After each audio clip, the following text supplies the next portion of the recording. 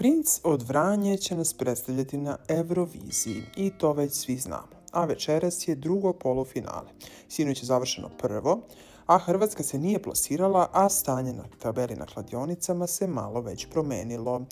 Sada umjesto 37 zemalja koliko je bilo na listi ima 32 nakon ispadanja 5 zemalja u prvom polufinalu i sad Srbija i naš predstavnik Princ od Vranje se nalaze na 26. mestu, što po tabeli, kako prenosi Telegraf, nije baš obećavajuće.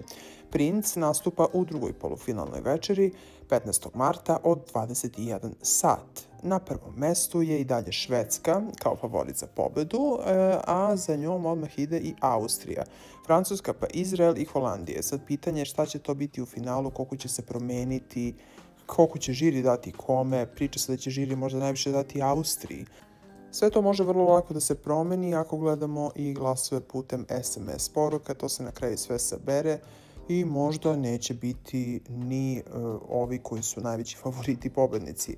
Sad ostaje da vidimo da li će se Princ od Vranje plasirati u finale Eurovizije i koje će mesto zauzeti Srbija. Šta vi mislite, da li ste pratili Euroviziju, da li ćete gledati finale i koje mesto će zauzeti Princ od Vranje ako prođe u finale po vašem mišljenju? Pišite mi u komentarima, lajkujte ovaj video i subscribeujte se na Trending News.